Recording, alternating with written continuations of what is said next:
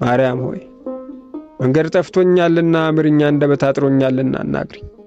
ብኩን ሆኛለሁ ታደጊኝ፣ የምጸና ሰው አድርጊኝ።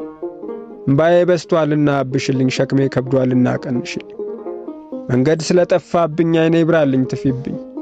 ዳበስ አርጊኝ በመዳፍሽ ኧረ አበርቺኝ ብርሃኔ። ዳገት ብቻ ሆነ ለኔ አስተካኪው የሳትኩትን አስታውሽኝ የረሳሁትን።